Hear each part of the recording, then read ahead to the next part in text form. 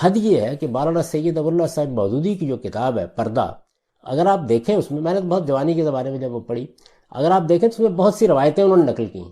جی یہ کتاب عربی میں ترجمہ کی گئی الحجاب کے نام سے، اور اس کو علامہ ناصر الدین البانی نے شائع کیا، اور آپ دیکھیں اس کے آخر میں انہوں نے ان تمام روایات پر تنقید کر کے بتا دیا کہ ان میں ایک بھی روایت صحیح نہیں، یعنی ضعیف روایتوں کا ایک مجموعہ ہے۔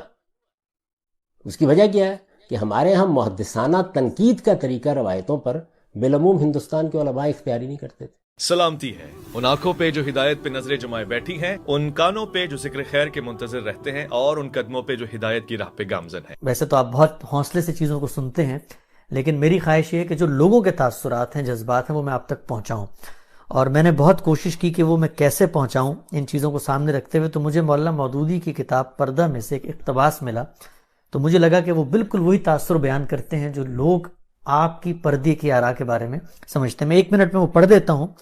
مولانا یہ کہتے ہیں کہ 19ویں صدی کے آخری زمانے میں آزادی نسواں کی جو تحریک مسلمانوں میں پیدا ہوئی ہے، اس کے اصلی محرک یہی جذبات اور رجحانات تھے۔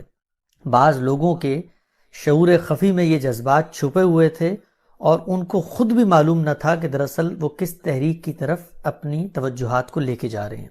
یہ لوگ اپنے نفس کے دھوکے میں مبتلا تھے، اور بعض کو خود اپنے جذبات کا بخوبی احساس تھا، مگر انہیں اپنے اصلی جذبات کو ظاہر کرتے شرم آتی ہے۔ مولانا آگے لکھتے ہیں کہ یہ خود تو دھوکے میں نہ تھے، لیکن انہوں نے دنیا کو دھوکے میں ڈالنے کی کوشش کی۔ بہرحال دونوں گروہوں نے ایک ہی کام کیا، اور وہ یہ کہ اپنی تحریک کے اصل محرکات کو چھپا کر جذباتی اور عقلی تحریک اجاگر کی جائے۔ عورتوں کی صحت، ان کے عملی اور عقلی ارتکاب، ان کے فطری اور پیدائشی حقوق، ان کے معاشی استقلال، مردوں کے ظلم اور استبداد سے ان کی رہائی۔ اور پھر مولانا لکھتے ہیں کہ ان سب کا مقصد عورتوں کو مغربی تہذیب کی طرف لے کر آنا، ان کو بے پردہ کرنا، اور ان کے جو شہوانی جذبات ہیں ان کو اجاگر کرنا ہے۔ اس کے بعد مولانا نے جو ایک اور جملہ لکھا وہ یہ کہ ہر صاحب علم اور عقل اندازہ کر سکتا ہے کہ اس طرح کی جو تحریک جو لوگ اٹھاتے ہیں وہ قرآن و سنت سے دلائل تراش کے لاتے ہیں۔ اور مولانا یہ لکھتے ہیں کہ یہ لوگ در حقیقت پہلے سے یہ طے کر چکے ہیں کہ اپنے معاشرے کو مغربی معاشرے کی طرف ڈھالنا ہے، اور پھر قرآن و سنت سے دلائل نکال کے لوگوں کو متوجہ کرتے ہیں۔ تو میں بہت معذرت کے ساتھ دراز نفسی کی میں نے خامصہ، لیکن آپ جب بھی کبھی بات کرتے ہیں پردے سے متعلق، لوگ یہ کہتے ہیں کہ یہ لوگ کوئی دینی جذبہ نہیں رکھتے، نہ ان لوگوں کا کوئی مذہبی پس منظر ہے۔ یہ ہو نہیں سکتا کہ ایک مذہبی آدمی قرآن و سنت پڑھے، اس کے اپنے گھر والے، اس کی بیوی، اس کے بچے پردہ نہ کرتے ہوں۔ تو یہ لوگ جب بھی پردے پہ بات کرتے ہیں تو ان کے پیش نظر یہ ہوتا ہے کہ معاشرے کو اس مغربی تہذیب کے برابر لایا جائے۔ میں آپ سے پوچھنا چاہتا ہوں بہت معذرت کے ساتھ، آپ اپنا یہ فکری سفر بتائیں پہلے کہ یہ پردے کے پورے معاملے میں آنے سے پہلے کیا رجحانات تھے، کیسے اس پہ توجہ کی، کوئی مغربی فکر سے متاثر ہوئے، پھر یہ قرآن و سنت کا مطالعہ کیا؟ حقیقی اور سچی بات بتائیں۔ میں بارہا یہ عرض کر چکا ہوں کہ جہاں تک دینی علوم کا تعلق ہے وہ تو میں اپنے مدرسے کے زمانے میں پڑھے ہوئے تھا، اس لیے مذہبی روایت، عربی زبان، فارسی زبان، ہمارے ہاں درس نظامی کے علوم و فنون، ان سے میں واقف تھا۔ تو اس وجہ سے مذہب کے معاملے میں ایسا نہیں تھا کہ میں کوئی بیگانہ تھا اس سے۔ میرے والد خود ایک صوفی تھے، اور اس پس منظر میں میرا گھرانہ بھی ایک مذہبی گھرانہ تھا، مذہب کی اقدار اور ان سب چیزوں کی نہایت عزت کرنے والا۔ ہمارے خاندان کی گاؤں میں اپنی مسجد تھی، اور میرے اپنے اعزاء اقربا وہاں پر خدمات انجام دیتے رہے ہیں، تو اس وجہ سے یہ تو کوئی سوال ہی نہیں تھا۔ مولانا سید ابو اللہ صاحب مودودی کا اقتباس آپ نے پڑھا ہے، میں کئی مرتبہ بتا چکا کہ میں نے تو اصل میں علمی اور فکری شعور کی آنکھ ان کی آغوش میں کھولی، اور یہ جو ان کے تصورات تھے انہی کے اندر زندگی شروع کی تھی، ان کی جدوجہد کا حصہ بن کے زندگی شروع کی تھی۔ برسوں تک صورتحال یہ رہی ہے کہ میں تو اس کا بھی قائل نہیں تھا کہ خواتین دستانے پہنے بغیر باہر چلی جائیں۔ تو آپ کی اپنی اہلیہ کا بھی یہی معاملہ تھا؟ برقع پہنتی رہی، میری والدہ تو وہ برقع پہنتی تھیں جو آپ جس کو کہتے ہیں کہ وہ ایک ٹوپی والا برقع ہوتا ہے جس میں سارا کا سارا جسم چھپ جاتا ہے، آپ نے افغانی خواتین کو پہنے ہوئے دیکھا ہوگا۔ تو اس وجہ سے یہی پس منظر تھا ہمارا۔ میں نے جب دین پر غور کرنا شروع کیا تو پھر تمام تعصبات کو ایک طرف رکھ دیا، جذبات کو بھی ایک طرف رکھ دیا، اور یہ سمجھنے کی کوشش کی کہ حقیقت میں اللہ تعالیٰ کیا چاہتے ہیں، اللہ کے پیغمبر نے کیا ہدایت دی ہے، اور ہم مسلمانوں کی تاریخ میں جو جلیل القدر اہل علم رہے ہیں وہ کس طرح سمجھتے ہیں۔ لوگ عام طور پر یہ خیال کرتے ہیں کہ یہ سب کچھ کو دیکھے بغیر کوئی رائے قائم کر لی گئی ہے۔ ابھی آپ دیکھ سکتے ہیں کہ میری 2 اہم ترین تحقیقات کے اوپر مولانا عمار خان ناصر صاحب نے ایک لمبا سلسلہ مضامین لکھا ہے، میں توجہ دلاؤں گا کہ اس کو پڑھ لیجئے۔ اس میں انہوں نے بتا دیا ہے کہ ان تحقیقات کے پس منظر میں مسلمانوں کی علمی تاریخ کے کیا مباحث ہیں، اس سے پہلے اہل علم اس کو کس طرح دیکھتے رہے ہیں۔ خاص اس پردے کے بارے میں ہمارے عزیز دوست مولانا عامر غزدر صاحب نے اپنا پی ایچ ڈی کا مقالہ لکھا ہے، اور اس میں بھی پوری طرح بتا دیا ہے کہ اس سے پہلے کیا آ رہی ہیں، اہل علم اس کو کیسے دیکھتے رہے ہیں، اس میں کیا اختلافات رہے ہیں۔ اصل میں ہم بالکل اپنے قریبی ماحول میں اسیر ہوتے ہیں۔ میں نے آپ سے عرض کیا کہ میرے ایک عزیز تھے، انہوں نے اپنی بیٹی کی شادی ایک اہل حدیث بچے کے ساتھ کر دی، اچھا، اور حسن اتفاق کہیے سوء اتفاق، رمضان آ گیا، وہ اعتکاف پر بیٹھ گئے، یہ ان کو ملنے کے لیے گئے، وہ اہل حدیث کی مسجد میں بیٹھے ہوئے تھے، یہ وہاں گئے، ساری زندگی کبھی پتہ ہی نہیں تھا کہ رفع یدین بھی ہو سکتا ہے، آمین زور سے بھی کہی جا سکتی ہے، تو جیسے ہی سنا تو نماز توڑ کے باہر نکل آئے اور یہ کہا کہ تو کافروں کی جگہ پہ آ گئے ہوں میں۔ تو ہمارے ہاں بھی صورتحال یہی ہے کہ ہم نے اپنے قریب کے علماء سے بعض باتیں سنی ہوتی ہیں، بعض چیزیں صرف بر صغیر میں سنی ہوتی ہیں، اس سے اوپر اٹھ کے کبھی دیکھا ہی نہیں ہوتا۔ میں نے بہت سے لوگوں کو دیکھا ہے کہ جب وہ پہل اپنے دیہاتوں سے نکل کے حرم میں جاتے ہیں، یا مثال کے طور پر سعودی عرب میں ملازمت کرنے کے لیے چلے جاتے ہیں، تو بڑی اجنبیت محسوس کرتے ہیں کہ یہ تو کوئی اور ہی دین ہے، اچھا ابھی انہوں نے تو نوافل نہیں پڑھے، ابھی سنتیں نہیں پڑھی، ابھی یہ نہیں ہوا۔ تو اس وجہ سے یہ ضروری ہوتا ہے کہ آپ تعصبات اور جذبات کو ایک طرف رکھیں اور آپ اپنے دین کو سمجھنے کی صحیح کریں۔ میں پھر عرض کر دوں کہ اس کے سمجھنے میں غلطی ہو سکتی ہے، ہم سب انسان ہیں، لیکن استدلال پر نگاہ کرنا اور سمجھنا، ہم اس کی روایت نہیں ڈالیں گے تو ہمارے ہاں یہ سب چیزیں بالکل ایسے ہی تعصبات کی صورت اختیار کر کے وہی جذبات پیدا کر دیں گی جس میں ہم ایک دوسرے کو کافر قرار دیتے، اس کی تذلیل تفسیق کرتے، کسی آدمی کی نیت پر حملہ آور ہو جاتے۔ ہم بھول جاتے ہیں کہ ہمارے پیغمبر نے کیا رویہ اختیار کیا اس طرح کے معاملات میں، اور یہ بھی بھول جاتے ہیں کہ اللہ کی ہدایات کیا ہیں۔ آپ ذرا سورہ حجرات پڑھیے، اجتنبوا کثیرا من الظن ان بعض، اپنے مسلمان بھائیوں کے بارے میں زیادہ گمان نہ کیا کرو، ان بعض الظن اسم، یہ سخت گناہ کی بات بن جائے گی۔ اسی طریقے سے کوئی کسی کا مذاق نہ اڑائے، تمسخر نہ کرے، استہزاء نہ کرے، گالی نہ دے، کوئی بری باتیں نہ کہے۔ یہ فرمایا کہ یہ جو برے برے نام رکھنا ہے یا اس طرح کے بعض جملے کسنا ہے، یہ سب کچھ جو ہے یہ گناہ کی باتیں ہیں۔ تو ہمیں علمی مزاج پیدا کرنا چاہیے اور شائستگی کے ساتھ یہ کہنا چاہیے کہ ہمیں اس بات سے اختلاف ہے، تو ایسا نہیں ہے، میں وہی پس منظر رکھتا ہوں، اسی میں میں نے زندگی بسر کی ہے، برسوں ہمارے خاندان کے اندر وہی روایات موجود رہی ہیں۔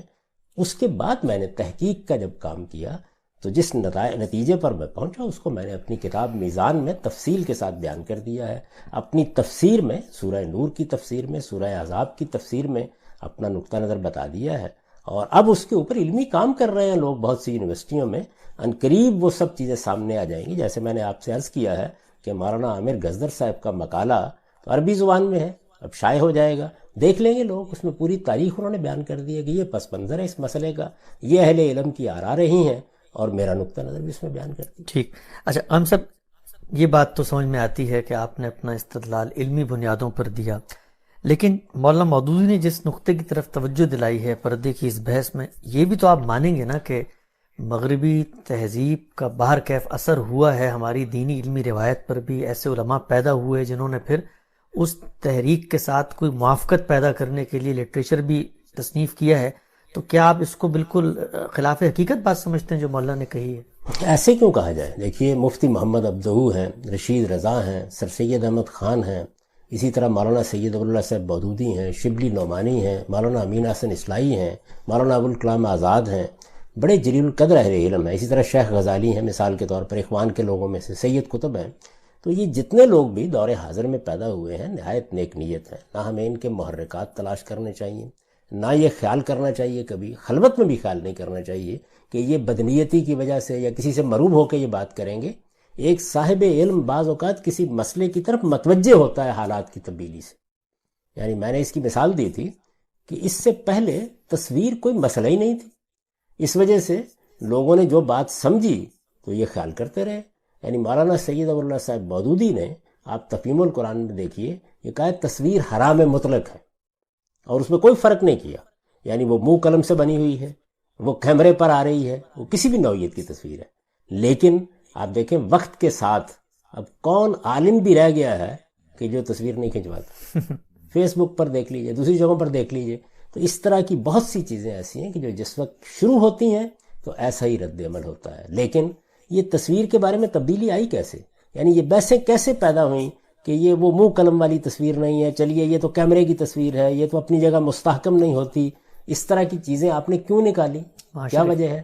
اس کی وجہ یہ ہے کہ تصویر علم کا ذریعہ بن گئی، ابلاغ کا ذریعہ بن گئی، اخبار کا ذریعہ بن گئی، پاسپورٹ کی بنیاد بن گئی، شناختی کارڈ کی بنیاد بن گئی. ہر جگہ تصویر کا اتنے بڑے پیمانے پہ شیوع ہوا کہ آپ غور کرنے کے لیے مجبور ہو گئے. تو یہ بسا اوقات ہوتا ہے. پھر میں اس سے آگے بڑھ کے پوچھوں گا، سوال یہ ہے کہ یہ جو جتنی بحث ہوئی ہے اسلامک بینکنگ کی، یہ آسمان پر بیٹھے ہوئے ہو گئی ہے. ایک پورا کا پورا انسٹیٹیوشن وجود میں آ گیا، اس انسٹیٹیوشن نے دنیا کی معیشت کا احاطہ کر لیا، اس احاطے کے نتیجے میں سوالات پیدا ہو گئے. تو بسا اوقات دنیا میں آنے والی تبدیلیاں آپ کو تحقیق کی طرف متوجہ کرتی ہیں. یعنی اس سے پہلے آپ نے غور نہیں کیا ہوتا تو آپ پلٹ کے دیانتداری کے ساتھ دیکھتے ہیں کہ جو بات ہم کہہ رہے تھے کہیں ہم اپنی انٹرپریٹیشن میں غلطی تو نہیں کر رہے تھے، اس کی غلطی واضح ہو جاتی ہے. بالکل ٹھیک. اچھا غام صاحب، بڑی تفصیل سے آپ نے اس حساس چیز کو بھی گفتگو میں لے کر آئے.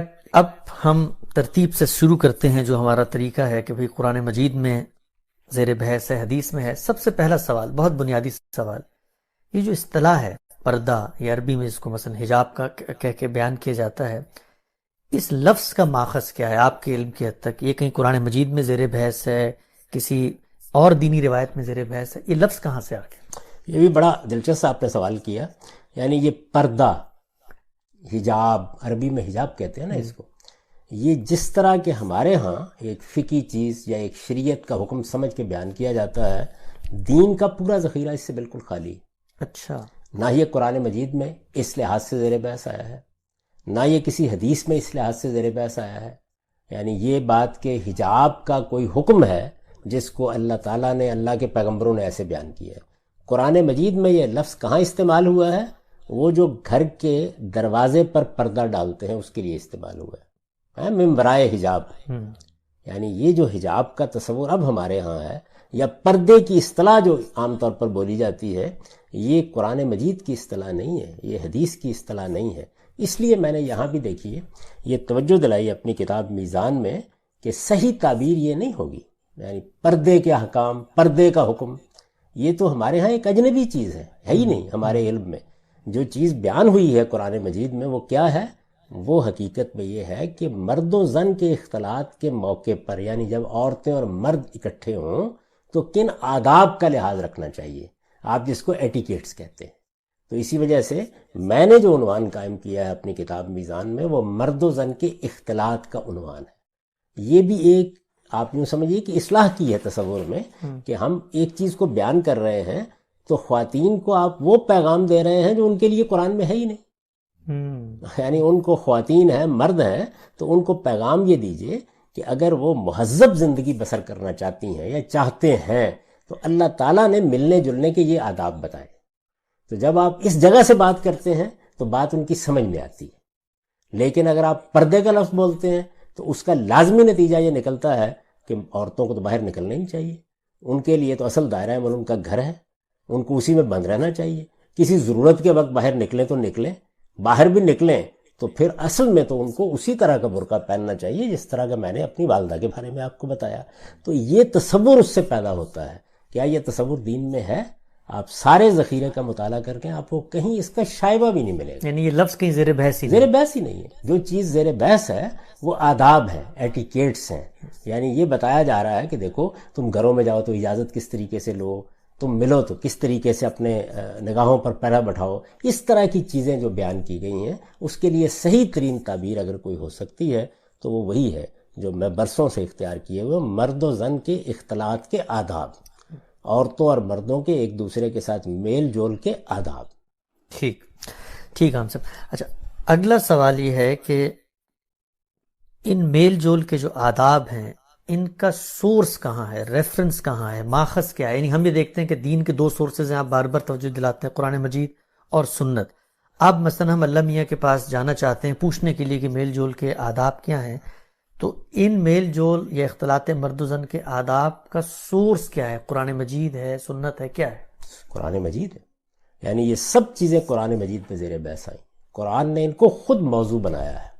یہ سورہ نور میں زیر بحث آئے ہیں اور بڑی تفصیل سے زیر بحث آئے ہیں. اور پھر کچھ چیزیں سورہ احزاب میں زیر بحث آئی ہیں جو ایک وقتی نوعیت کی صورتحال سے متعلق ہیں. وہ اس لیے اہم ہو گئی ہیں کہ ہمارے ہاں کچھ اہل علم نے ان کی تعمیم کی ہے. یعنی وہ ان کو عام لوگوں کے لیے بھی ضروری سمجھتے ہیں، یا ان کا فہم یہ ہے کہ اس میں غالباً یہ بات بیان ہوئی ہے، تو وہ بھی زیر بحث آتی ہیں. لیکن اصلاً یہ آداب سورہ نور میں بیان ہوئے. ٹھیک. اچھا، اگلا سوال غام صاحب یہ ہے کہ عام طور پہ سمجھا جاتا ہے کہ یہ جو آداب آپ بیان کر رہے ہیں سورہ نور میں بیان ہوئے ہیں یہ عورتوں کے اختلاط سے متعلق ہیں. یہ یہاں پر بتائیے گا کہ یہ جو احکام ہیں یہ کیا عورتوں کے لیے وہاں پر زیر بحث آئے ہیں؟ عورتوں اور مردوں دونوں کے لیے زیر بحث آئے ہیں. دونوں کے لیے. یعنی آپ اندازہ کریں کہ اس میں تو سب سے پہلے یہ بتایا گیا ہے کہ آپ اگر جائیں کہیں تو آپ اجازت کیسے لیں گے، آپ انس کیسے پیدا کریں گے، گھر والوں کو اپنا تعارف کیسے کرائیں گے.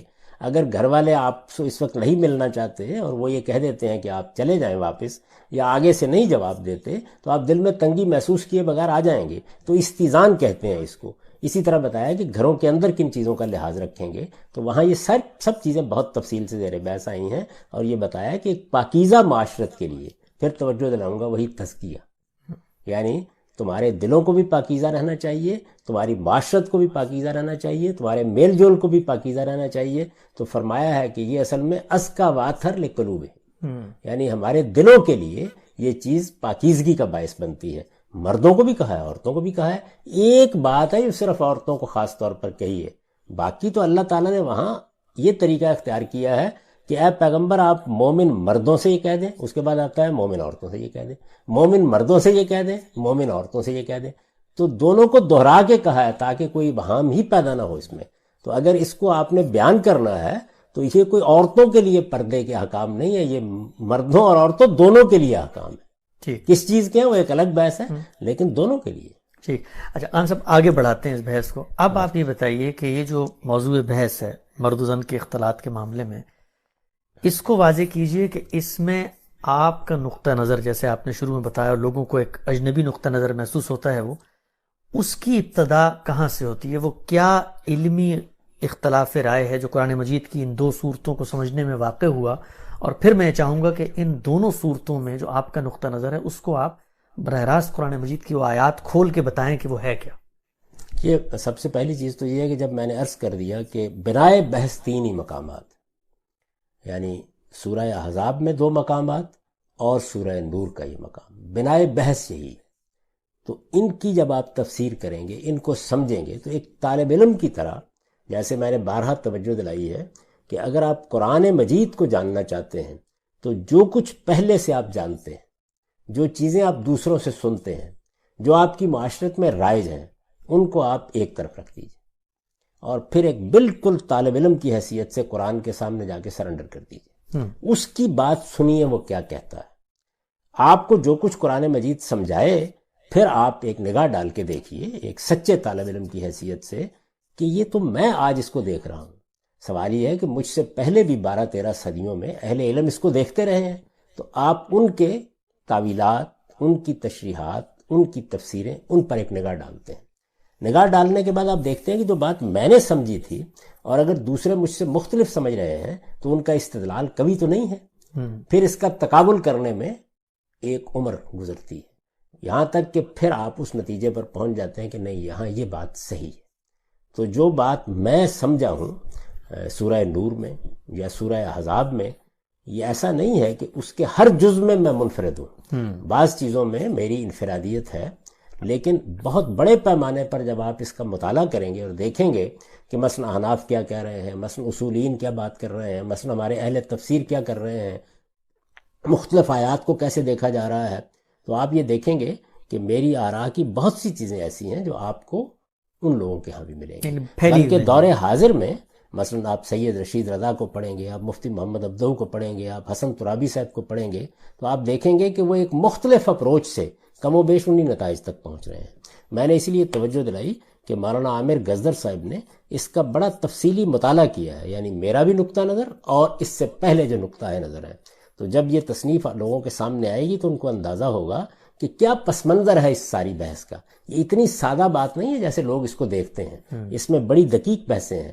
میں صرف ایک چیز کی طرف توجہ دلاؤں گا، آپ نے مولانا سید ابواللہ صاحب مودودی کا ذکر کیا، بڑی قابل احترام شخصیت ہے، یعنی میرے لیے تو وہ باپ کے درجے میں ہے۔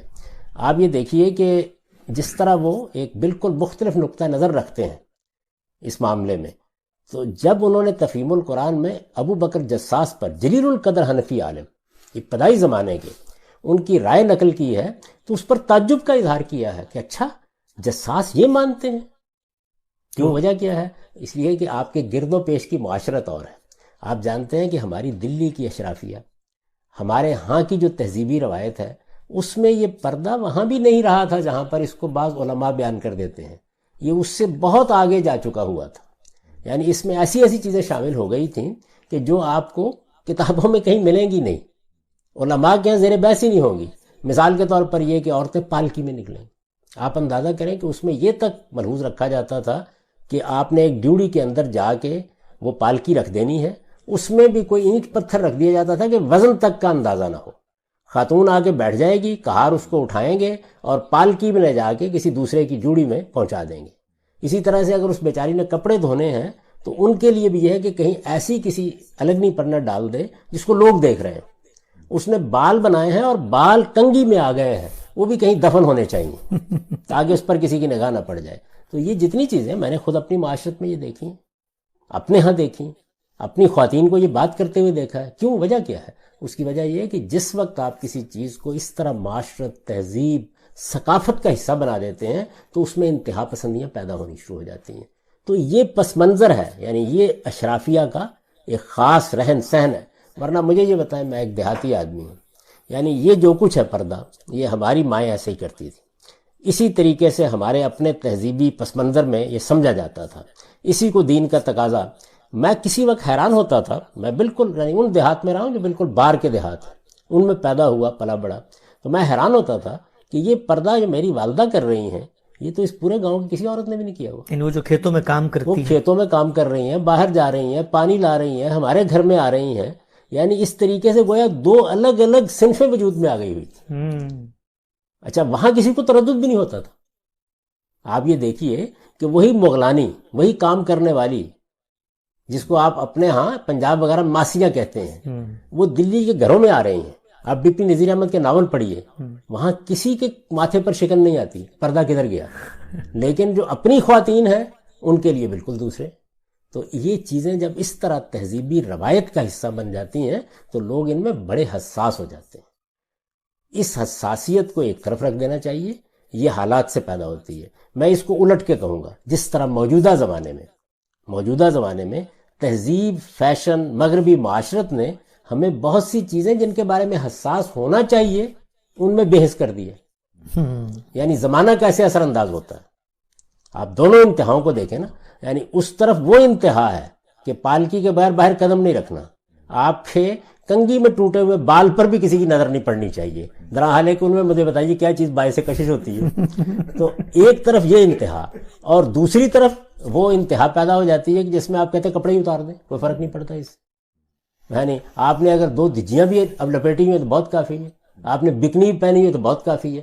تو اس کا نتیجہ کیا ہے؟ وہ وہاں پہ وہ حساسیت بھی تہذیبی معاشرت نے پیدا کی ہے، اور یہ بے حسی بھی تہذیبی معاشرت نے پیدا کی ہے۔ تو اللہ کی کتاب کا اصل کمال کیا ہوتا ہے، اور اللہ کے پیغمبروں کی رہنمائی کا، کہ وہ انسان کو اس صراط مستقیم پر رکھتے ہیں جس میں نہ یہ انتہا ہوتی ہے نہ وہ انتہا ہوتی ہے۔ انسان کی فطرت، جس پر ہم اس سے پہلے بڑی تفصیلی بات کر چکے ہیں، وہ ٹھیک اس پر اپنے دین کی بنیاد رکھتے ہیں۔ یعنی اسی وجہ سے اسلام کو دین فطرت کیوں کہا جاتا ہے؟ یہ وہی بات ہے جو سورہ روم کی آیت میں زیر بحث آئی تھی داڑھی پر گفتگو کرتے ہوئے، کہ اللہ تعالیٰ نے انسان کی جو فطرت بنائی ہے اس کے اندر جو داعیات رکھے ہیں انہی کے اوپر اساس قائم ہے سارے کے سارے دین کی۔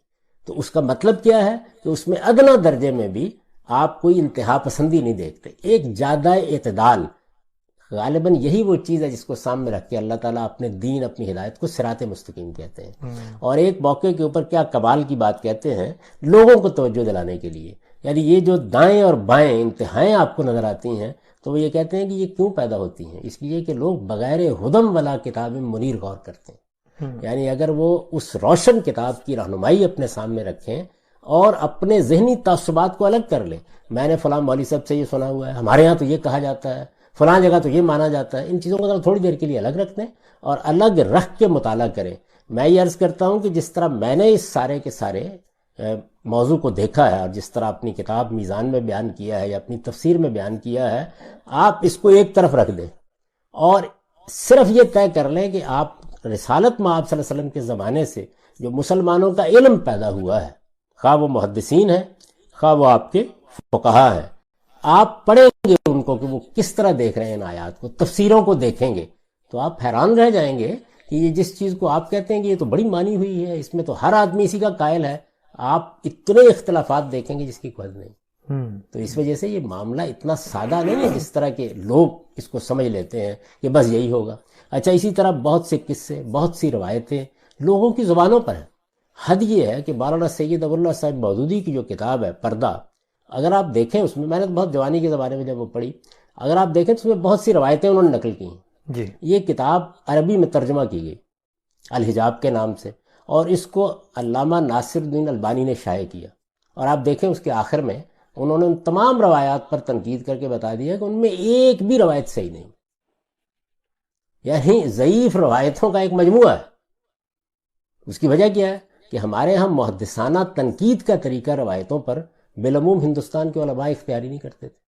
یعنی جب وہ ایک چیز کے بارے میں یہ مطمئن ہو جاتے تھے کہ یہ تو دین کا حکم ہے، تو اس کے بعد روایت ضعیف ہے، روایت بہت کمزور ہے، وہ سب کی سب چیزیں اس میں بیان کرتے چلے جاتے تھے. تو محدثانہ تنقید کے نقطہ نظر سے آپ دیکھیں تو کوئی بنیادی نہیں باقی رہتی ان قصوں اور کہانیوں کی بھی. تو اس وجہ سے یہ ضروری ہے کہ اس سارے معاملے کو اس زاویے سے دیکھا جائے اور تعصبات سے بالا تر ہو کر جذبات ایک طرف رکھ کے اپنی تہذیبی روایت اور معاشرت کو جو میری بھی تھی اس سے تھوڑی دیر کے لیے قطع نظر کر لیا جائے. ٹھیک. اچھا عام صاحب، آگے بڑھاتے ہیں بحث کو، ہمارے پاس 15 منٹ ابھی باقی ہیں. کم سے کم وہ پرابلم سٹیٹمنٹ جو ہے وہ واضح ہو جائے.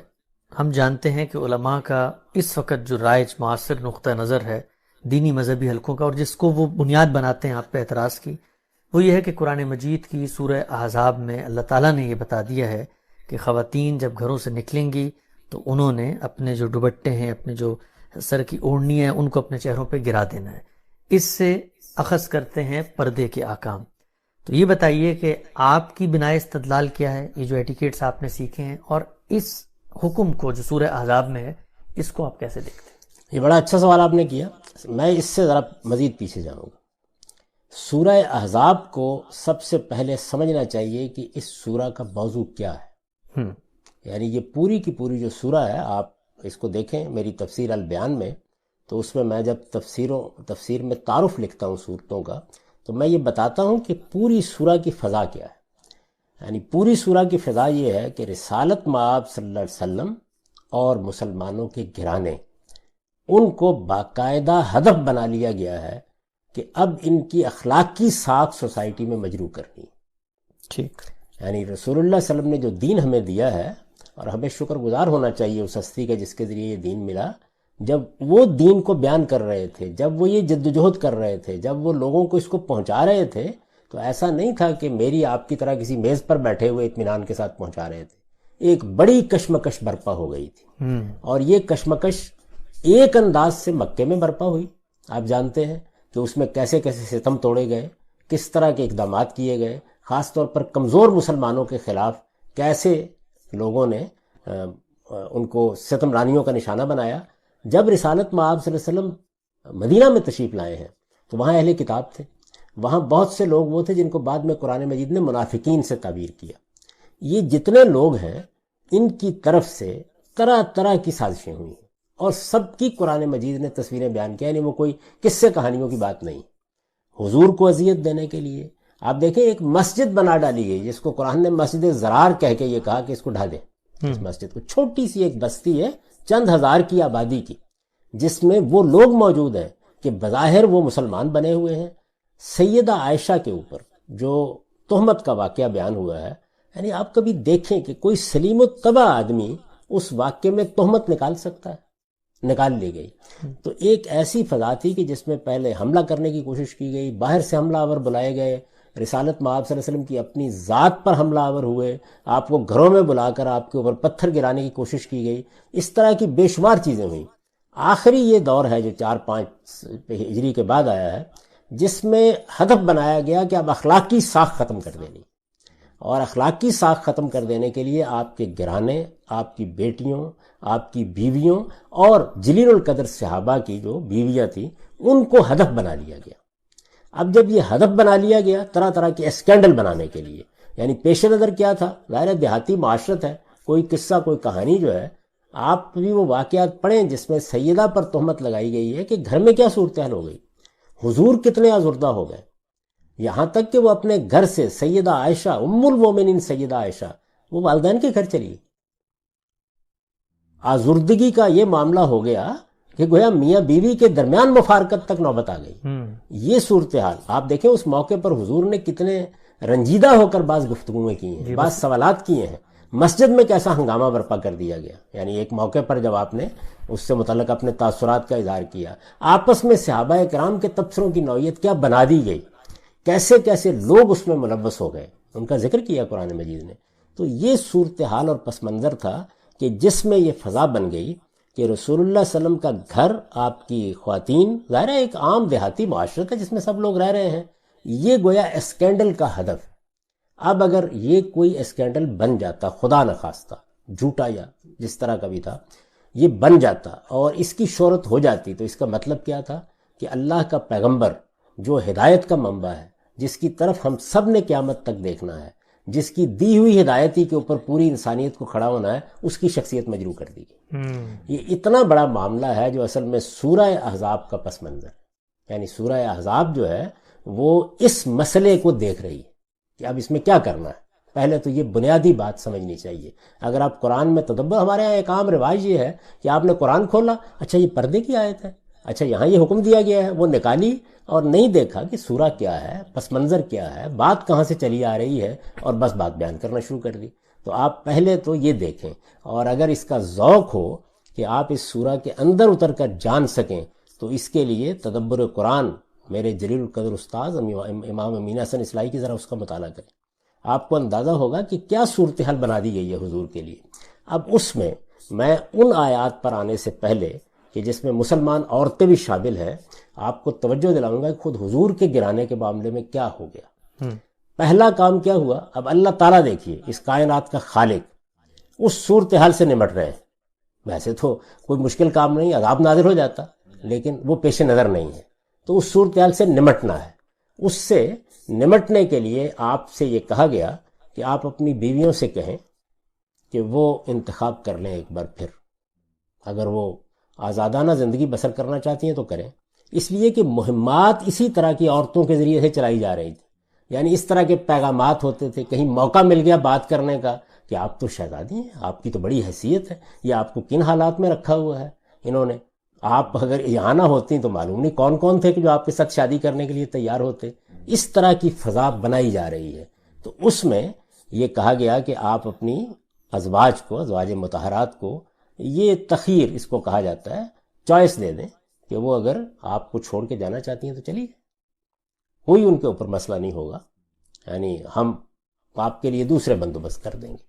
اب یہ کیا چیز تھی؟ یعنی مقصد یہ تھا کہ اس موقع پر ازواج مطہرات جس کردار کا مظاہرہ کریں گی، اس کے لحاظ سے یہ فتنہ دم توڑ دے گا، حوصلے پست ہو جائیں گے۔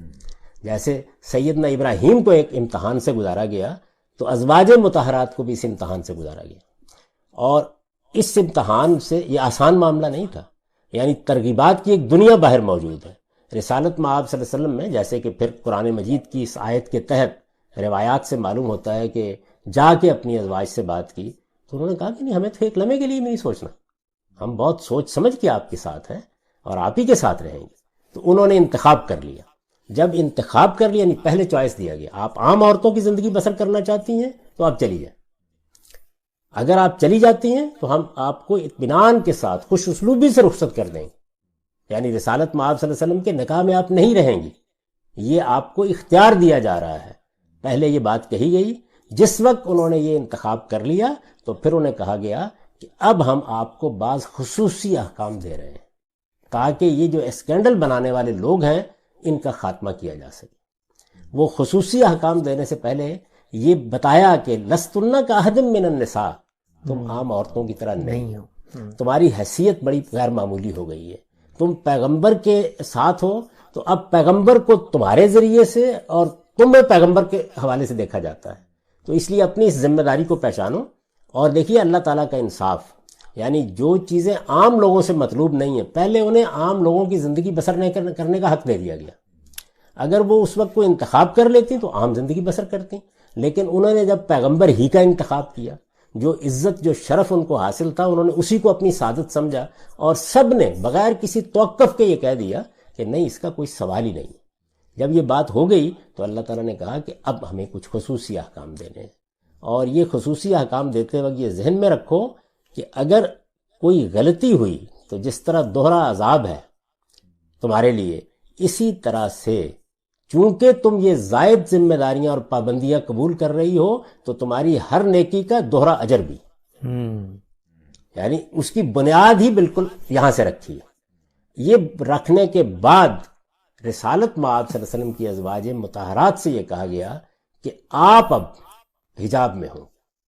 یہ اصل میں یہ ہے وہ جگہ جہاں سے یہ مسئلہ پیدا ہوا، یعنی ازواج مطہرات کے معاملے میں یہ فیصلہ کیا گیا کہ وہ باہر نکلیں گی تو اہتمام کر کے، اور اگر گھر میں ہوں گی تو وہاں بھی کوئی اسی طرح نہیں آئے گا۔ مسجد میں بیٹھنے والے لوگ بھی اگر کوئی چیز لینی ہے تو کس طرح آئیں گے، ان سے کہا گیا کہ آپ کو باہر کی سرگرمیاں بھی ختم کر دینی ہیں۔ اسی میں یہ الفاظ آئے وَقَرْنَ فِي بُيُوتِكُنَّ، تم اپنے گھروں میں وقار کے ساتھ رہو گی، وہاں نماز کا اہتمام کرو گی، روزے کا اہتمام کرو گی، دینی سرگرمیوں میں مصروف رہو گی، اور جو اللہ نے بڑی نعمت تم کو دی ہے اس کی تبلیغ کی ذمہ داریاں انجام دو گی۔ یہ ہدایات ان کو کی گئیں، ان کے لیے دائرہ مقرر کیا گیا کہ آپ کے قریبی اعزاء اقربا کے سوا کوئی اور گھر میں بھی نہیں آئے گا۔ رسالت میں آپ صلی اللہ علیہ وسلم کے گھر میں کوئی کھانے کی دعوت ہوگی، کیا ہوگا، اس کے بھی آداب مقرر کر دیے گئے، اور اس کے ساتھ یہ اعلان کر دیا گیا کہ آپ کے بعد کوئی شخص ان خواتین سے نکاح بھی نہیں کر سکے۔ رسالت میں آپ صلی اللہ علیہ وسلم کو پابند کر دیا گیا کہ آپ ان کو طلاق بھی اب نہیں دے سکتے، ان کی جگہ کوئی دوسری بیوی بھی نہیں لا سکتے۔ تو یہ اصل میں وہ خصوصی احکام ہے جو ازواج مطہرات کو دیے گئے تھے، اور یقیناً انہی کے لیے یہ لفظ استعمال بھی ہوا، یعنی وہ حجاب میں رہیں گی، اس کا اہتمام کریں گی۔ یہ احکام ہیں جن کو بعض اہل علم نے اس طرح سے سمجھا کہ وہ چونکہ اس پوری امت کے لیے آئیڈیل تھیں تو ان کو احکام دے دیے گئے ہیں، اور پھر ایک ایک چیز سے احکام مستنبط کرنے شروع کر دیے۔ مثلا آپ دیکھیے کہ ازواج مطہرات سے یہ کہا گیا کہ عام حالات میں تو ہر آدمی جب آپ کے گھر آتا ہے یا باہر سے بات کرتا ہے تو اس سے نرمی سے، شفقت سے بات کرنی چاہیے، آپ تو مائیں ہیں اور آپ کی یہی حیثیت ہے۔ لیکن یہ منافقین چونکہ اسکینڈل بنا رہے ہیں تو اگر کسی وقت کوئی بات کرے تو ایسا لب و لہجہ رکھیے کہ جس کے نتیجے میں کسی کے اندر اگر طمع موجود ہے تو اس کو ہوش آ جائے۔ اچھا، اب آپ دیکھیے کہ یہ کس پس منظر میں بات کہی جا رہی ہے، یعنی آپ کو معلوم ہے کہ آپ کے گھر پر کچھ لوگ حملہ آور ہونے والے ہیں اور آپ خواتین کو کوئی ہدایت کر رہے ہیں، وہاں سے کیا کہا کہ عورت کی آواز کا پردہ، یعنی یہ آپ دیکھ رہے ہیں نا، یعنی ایک زاویہ نظر کی غلطی پورے پس منظر کو جو سورہ سے بالکل واضح ہے، آیت آیت سے واضح ہے، جس کے اندر اللہ تعالیٰ نے ایک ایک اسٹیپ کو واضح کیا ہے، یعنی پہلے موقع دیا کہ وہ جا کے عام عورتوں کی زندگی بسر کریں، پھر یہاں سے بات شروع کی کہ لستن کاحد من النساء، تم عام عورتوں کی طرح نہیں ہو، پھر بتایا کہ تمہارے لیے اب اجر بھی دوہرا ہوگا، غلطی کرو گی تو سزا بھی دوہری ہوگی۔ یہ سب کچھ کہنے کے بعد یہ ہدایات دی گئی۔ اچھا، اسی طرح جب یہ کہا گیا کہ وہ کرنا فی بیوتکن، تو کیا کہا جا رہا ہے کہ عام عورتوں نے باہر نکلنا ہے، گھروں سے باہر جا کے کوئی کام کرنے ہیں، کھیتوں میں جانا ہے، انہوں نے جا کے جانور چرانے ہیں، جو اس وقت کی معاشرت ہے۔ تم لوگوں کو اب یہ سب کام میں بالکل نہیں جانا، کسی چیز تمہیں گھروں میں وقار کے ساتھ رہنا ہے تاکہ اس اسکینڈل کا مقابلہ کیا جا سکے۔ اب اس سے لوگوں نے کیا استنباط کیا کہ عورت کا دائرہ عمل اس کا گھر، چار دیواری کے اندر رہنا ہے۔ ذرا حالے کہ اگر آپ اس زمانے کی پھر دیکھیں کہ جب یہ احکام نازل ہوئے ہیں ازواج مطہرات کے لیے، تو اس کا باقاعدہ اہتمام کیا گیا کہ کہیں دوسری عورتیں اس سے مشابہت نہ اختیار کر لیں، اس لیے کہ اس سے پھر التباس کا خطرہ تھا۔ تو اس لیے یہ ازواج مطہرات کے لیے خصوصی احکام تھے۔